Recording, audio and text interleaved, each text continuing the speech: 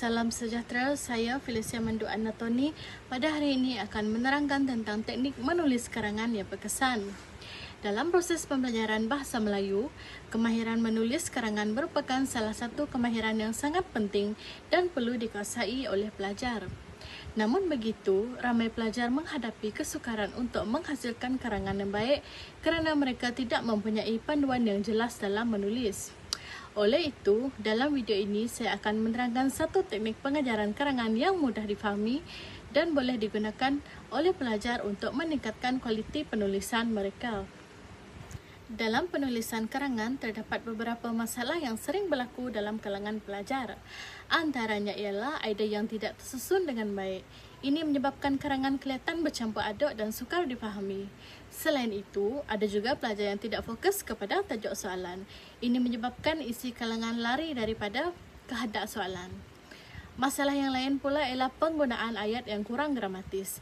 Ini akan menjejaskan kualiti keseluruhan karangan. Oleh itu, penggunaan teknik yang betul sangat penting dalam membantu pelajar menulis karangan.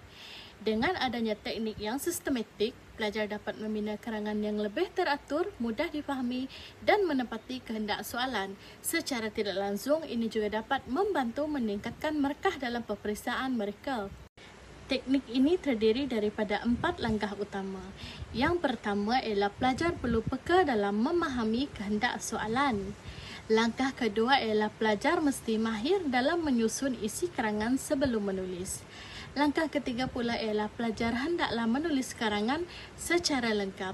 Dan langkah terakhir ialah pelajar harus membuat semakan semula terhadap apa yang mereka sudah hasilkan. Setiap langkah ini saling berkaitan dan tidak boleh diabaikan oleh pelajar untuk mendapatkan satu karangan yang berkesan dan memperoleh markah. Langkah yang pertama ialah pelajar perlu peka dalam memahami soalan dengan teliti. Pelajar perlu membaca soalan sekurang-kurangnya 2 hingga 3 kali untuk memastikan mereka benar-benar memahami kehendak soalan. Selain itu, pelajar perlu mengenal pasti kata kunci seperti huraikan, bincangkan atau nyatakan kerana kata kunci ini menentukan cara penulisan karangan. Pemahaman yang tepat terhadap soalan sangat penting supaya karangan tidak tersasar daripada tajuk yang diminta. Langkah kedua ialah pelajar perlu mahir dalam menyusun isi karangan sebelum mula menulis satu karangan yang lengkap. Pada peringkat ini, pelajar digalakkan untuk menggunakan peta minda atau senarai isi bagi menyenaraikan idea utama yang berkaitan dengan tajuk. Setiap isi perlu difikirkan dengan jelas termasuk contoh yang sesuai bagi menyokong isi tersebut. Dengan cara ini, karangan akan menjadi lebih tersusun dan tidak berlaku pengulangan idea. Seterusnya ialah proses menulis karangan, iaitu peringkat yang paling penting kerana di sinilah idea yang telah dirancang akan diterjemahkan dalam bentuk ayat dan perenggan yang lengkap. Pada tahap ini, pelajar perlu menulis dengan teratur dan mengikuti struktur yang betul supaya karangan mudah difahami oleh pembaca. Secara umumnya, karangan yang baik mempunyai 3 bahagian utama iaitu pendahuluan, isi dan penutup. Ketiga-tiga bahagian ini perlu saling berkaitan dan disusun dengan kemas agar karangan kelihatan tersusun serta mempunyai aliran yang jelas. Dalam bahagian pendahuluan, pelajar perlu memperkenalkan tajuk secara umum sebelum masuk kepada idea yang lebih khusus. Pendahuluan yang baik harus mampu menarik minat pembaca serta memberikan gambaran awal tentang perkara yang akan dibincangkan dalam karangan.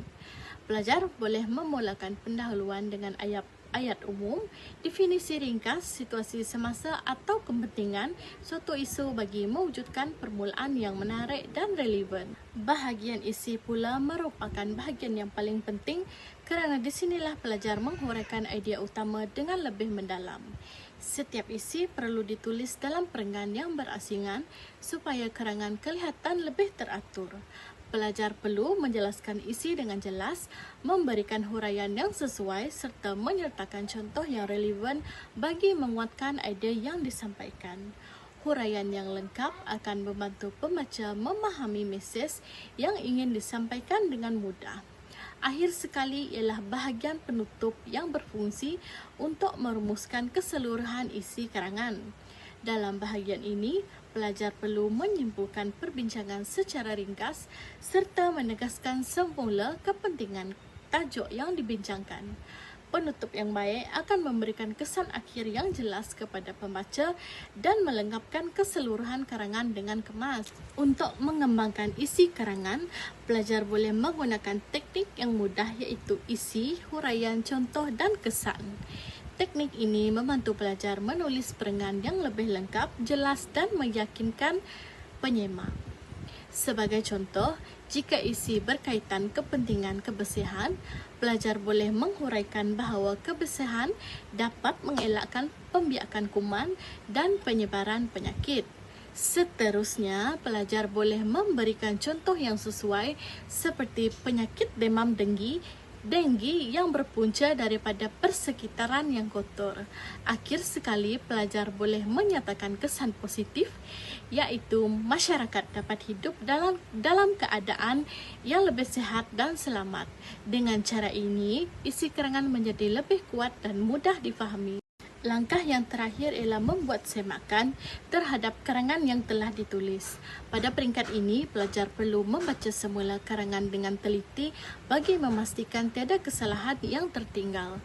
Pelajar perlu menyemak ejaan, memastikan penggunaan tata bahasa yang betul serta memastikan setiap ayat lengkap dan mudah difahami.